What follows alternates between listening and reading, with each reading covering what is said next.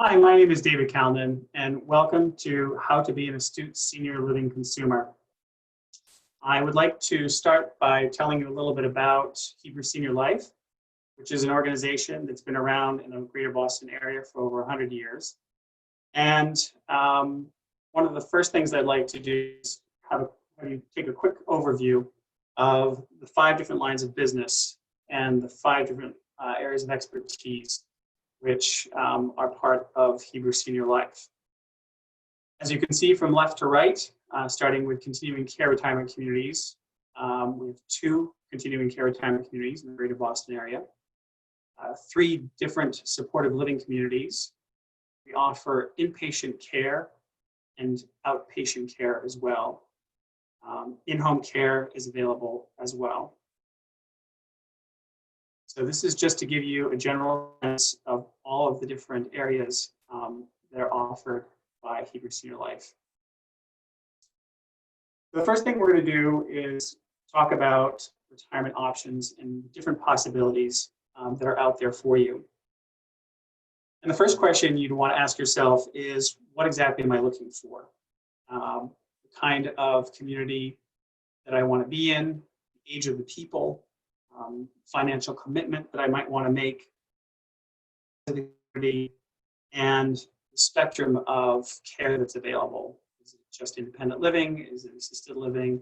Are there other levels of care that you might want to have on hand? The other question you want to ask yourself is, where do you want to be?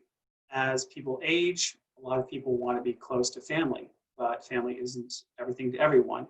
And so you might want to be closer to friends, and that's the question you want to ask yourself. Where do I want to be at the time of my life when I'm looking at retirement options? And then thirdly, you want to take a look at what is your timeline. So typically I would say 1 or 2 years is reasonable, but no more than 5. So a lot of places have waiting lists, and you'll want to be cognizant of that and figure that into your planning. So to make things simple, we've broken down the senior living field into 3 different categories, with the 55 plus communities, senior rental communities, and the 62 plus communities. And within those, you'll be looking at 4 different opportunities within the 62 plus communities. So let's start with the 55 plus communities, which are typically condominiums. And as some of you probably are aware, because you live in them, there are condo fees. And the condo fees are generally pretty generous in terms of what they include. So they'll include things like the maintenance of the exterior. If you have common areas, they'll include the interiors as well. So things like laundry rooms and storage and game rooms. Those all will be spaces that would be maintained by your condo fees. But your condo fees will also pay for things like snow removal and security and possibly water and sewer and trash removal. So all of those things are likely part of your condo fee. And then it'll also take care of things like your insurance, common area insurance will also be paid for by your condo fees. But you will be responsible for the maintenance of the interior. So that is your domain and your full responsibility. One of the things you want to be cognizant of are the assessments. So assessments are kind of large amounts of money. They're allocated for roof repairs, elevators, common areas, and other like sort of big items.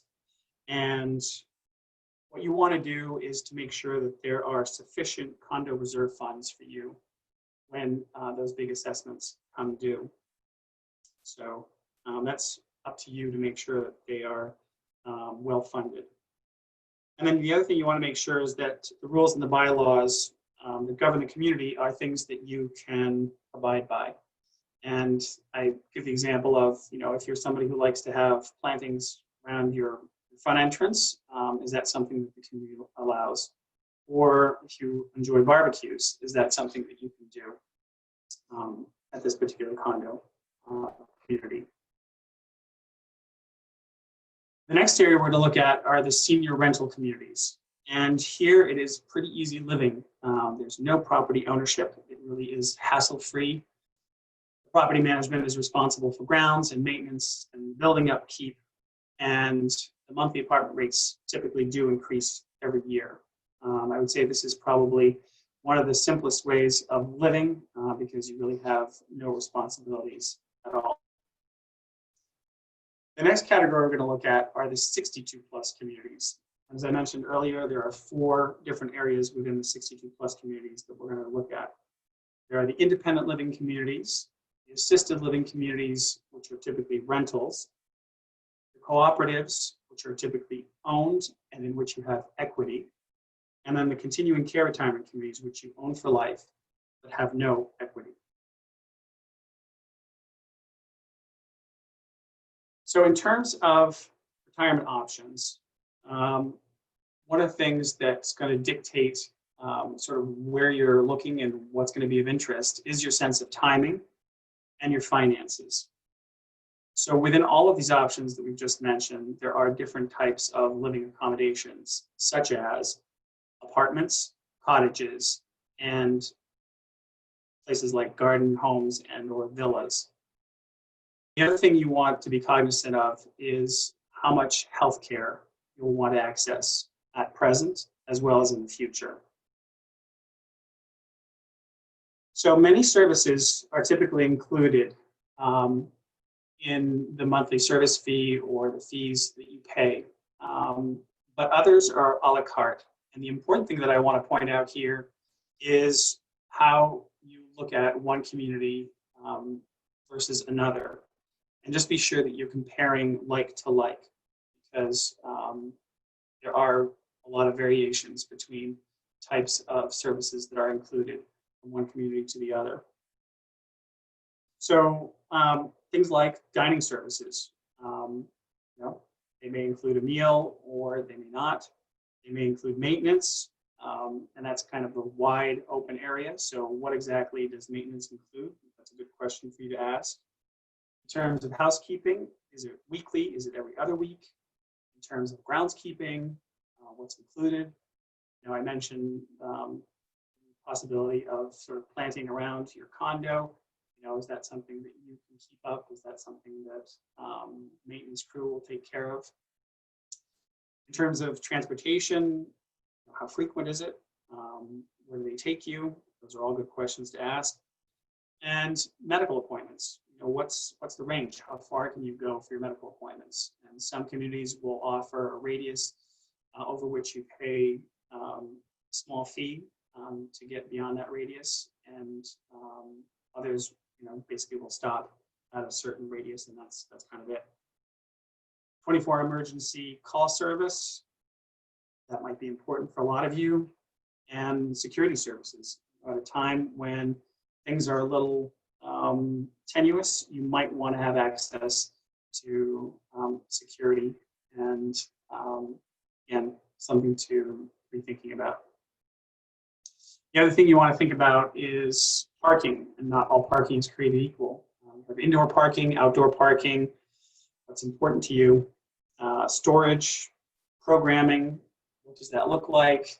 Is it a fairly robust program? Is that something that's important to you? Access to Wi-Fi, things like game areas, gift shop, a store. Sometimes it's really convenient to be able to get milk, juice, eggs right on the premises. Bank, that might be something that you want to consider as well. How important is that? Fitness center and pool. A lot of people have gym memberships, and having access to a really good fitness center or a pool might negate the need for a fitness pass somewhere else. Library, salon, those are all things that a lot of communities offer as well. And then you'll have the dining choices.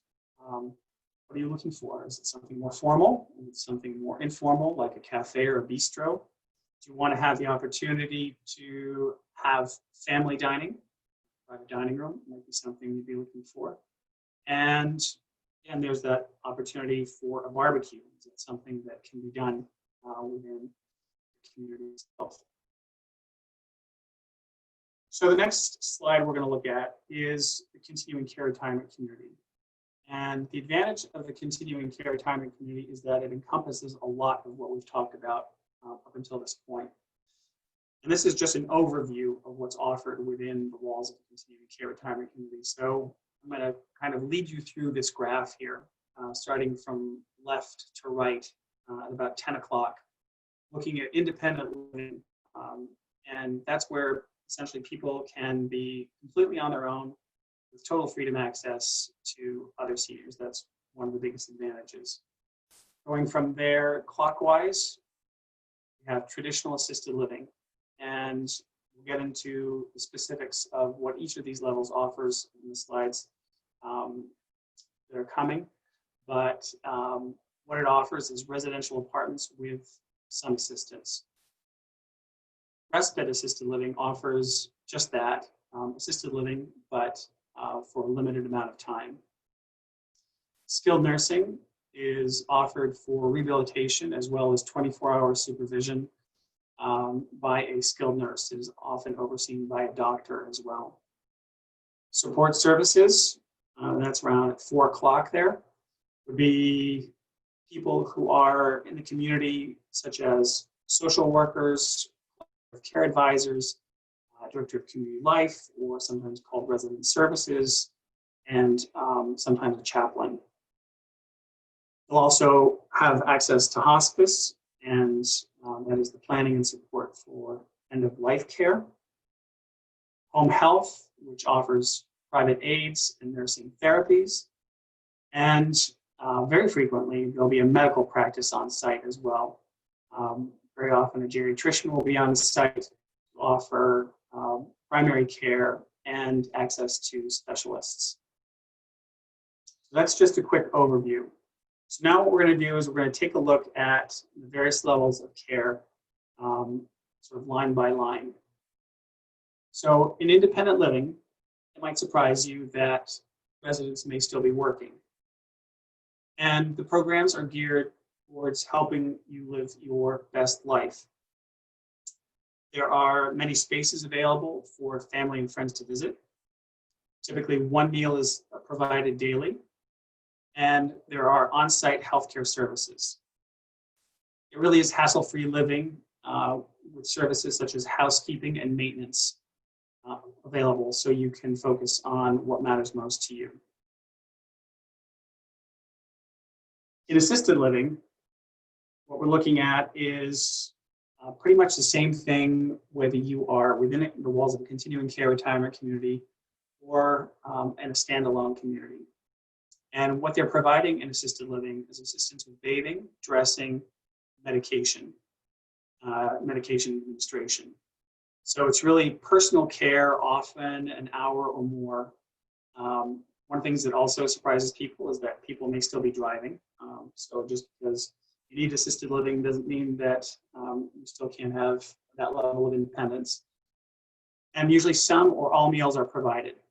The programming is fairly robust, and some will have various levels of assisted care based on specific needs, whereas others are all-inclusive. In terms of nursing care, there are people who at some point in time will need 24-hour care, which will be provided by licensed nurses and or nursing assistants. It's an area where constant supervision is available, and it is under medical direction. It's available for short-term rehab. There was recuperative care after surgery. You might go there for your full rehabilitation. But it's also available for long-term care as well.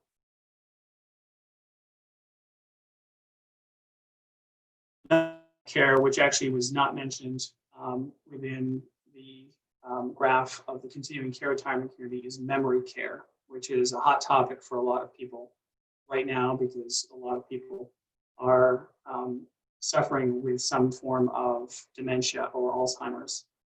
And these are areas which are specifically designed for this illness. And it may be part of the assisted living community, part of a skilled nursing community, maybe a separate environment entirely. And these are specially designed to prompt memory impaired residents. Think special layouts, color coding, things like that, which help orient the resident. And these areas are secured, and that means that those areas are in fact locked so that the residents really are to remain within that particular community safely. So one of the things that we'll be looking at next are the financial agreement types, which are defined by leading age, and which was previously known as the American Association of Homes and Services for Aging. And they classify 5 different types of contracts. Type A is an extensive contract or LifeCare agreement where healthcare is provided at virtually no increase in fees. Very frequently, what that means is that you're paying for 2 extra meals when and if you need care in skilled nursing. Type B contract is a modified LifeCare agreement which gives some discount or free days in healthcare. I call this the participative agreement, where if you need that level of care, you are going to pay a little bit for it. It's generally less expensive than the type A contract because you are in fact going to be participating in defraying that cost at some point if you need it. The type C contract is the pay-as-you-go agreement. If you never need it, you never have to pay for it. The type D contract is a rental only.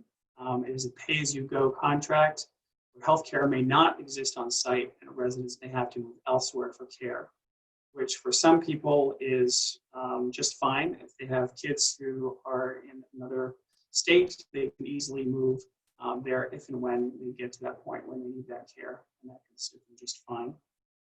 The type E contract is an equity ownership model where you own the property, the apartment, the villa, or whatever it might be, and typically healthcare is available on site. The next thing we're going to consider is the pricing of a community. So one of the things we're going to look at is an entrance fee-based community with different types of refundable entrance fee options.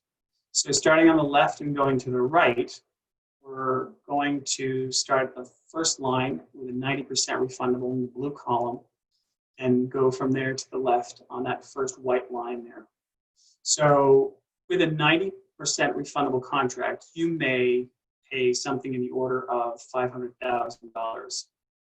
And with a 90% contract, your refundable portion is going to be $450,000. $450,000 would be nice. $450,000, which means that the community will retain a non-refundable portion of dollars. And the cost to you over 10-year period per month would be about $417.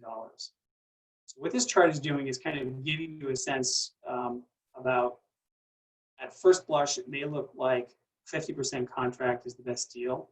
But as you'll see, we'll pay more for that in the long run. So going down to the second line, looking at the 75% refundable option, with that entrance fee, you're going to pay $425,000. Your refundable portion will be $318,750, and the non-refundable portion the community keeps is $106,250. Your cost per month over 10 years will be $885. Now going down to the last line, under the 50% contract, that in the order of $350,000. The refundable portion would be half that, so $175,000, and the non-refundable portion would be $175,000 as well. So that's half the amount that the community is keeping. The cost to you over that 10-year period is $1,450 per month. So you can see that basically it triples the cost to you over that 10-year period. So again, just things to be thinking about, and just because something at first looks like it's a good deal, you just want to be sure that you understand what that means to you over the long run.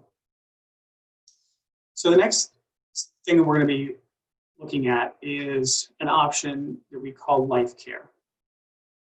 And LifeCare is the equivalent of a long-term care insurance policy in a great sort of outside world there.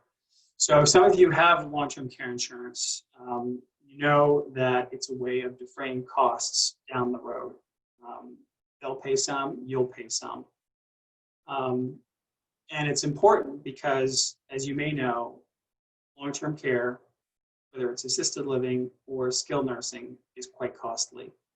And so the advantage is that you will have the ability to, if you qualify for this, really significantly reduce your outlay of cash if and when you should need those upper levels of care, meaning assisted living and or skilled nursing care. When should you get it? Well, you should get it when you're well enough to qualify for it. Just like long-term care insurance, you will have to qualify for LifeCare, and it is done with the understanding that the person who's coming in has to be in fairly good health and likely to remain so for the foreseeable future. So that's how we look at someone if they are applying for LifeCare. The next slide we're going to take a look at is a comparison of LifeCare versus fee-for-service. And fee-for-service is essentially pay-as-you-go for the services that you need when you need them, whereas LifeCare is when you're prepaying for those services, paying a lesser amount when you need those levels of care, at the time you need those levels of care. So let's take an example of what it would look like if you come to a community with the LifeCare option. It would cost you in independent living about $61,500. Again, this is starting from the left, going to the right. In assisted living, it would cost you about $75,500. And in long-term care, it would cost you about $79,000. Contrast that with coming into a community without LifeCare. In independent living, it would cost you less.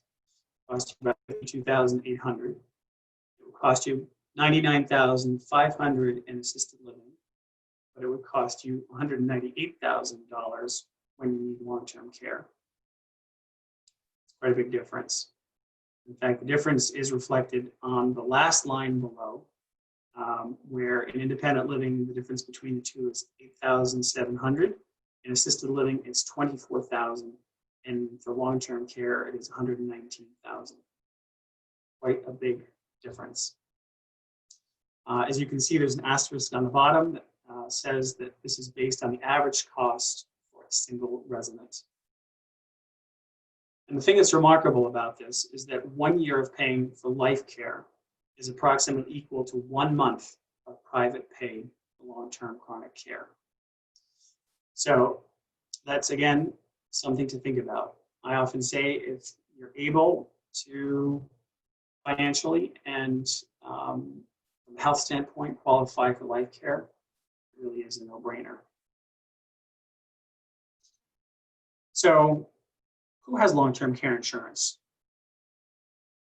If you're looking at this today, I would say that it's probably a good time to pull out your policy and take a good look at what, in fact, your long-term care insurance is paying for. And if you don't have LifeCare, this might be a good time to consider, if you don't have long-term care insurance, this might be a good time to consider LifeCare. Because again, this is something that you have to do when you're fairly well and fairly independent. On the next slide, I'm just going to talk about fee increases. And the annual national increase on monthly service fees has been between 3% and 6%, averaging about 4% over the last 5 to 7 years. The entrance fees do go up annually, depending on the community's projections. It's usually about 3%. More could be less. One of the things that's good about a continuing care retirement community is that their costs are fixed, and so their fee increases are predictable, which is unlike the cost of heating and air conditioning unit replacements. Think water heaters, furnaces, and things like, or storm damage from inclement weather we can have around here. So the last slide we're going to take a look at is a cost comparison between living in a single family home versus living in a retirement community. And this is just some big numbers for you to look at with the cost associated with various services. On the left, you have starting the top, the monthly service fee, which of course at home you don't have, but you might have a mortgage or you might have rent. You have utilities to pay for, you have homeowners insurance, property taxes, services to and at your home, home repairs, gym membership maybe, groceries, dining and leisure activities, and transportation. So we tallied all of that up, and again, this is just kind of rough numbers, and we came up with about $63,500. Of course, this varies from person to person. If you were to come into a retirement community, you would essentially be paying a monthly service fee that would include all of those things. So in addition to that, you'd have things like groceries, dining and leisure activities. By and large, everything else is included. So the grand total for that would be about $56,000 a year. We do have forms available for you to work with and on, which can be a little more detailed than what is here. So I'd urge you to get in touch with us, and we'd be happy to send those to you. So lastly, if you do in fact have any questions about this talk, I'd urge you to call me or get in touch with me via email at davidcalnan@hsl.harvard.edu. Thank you.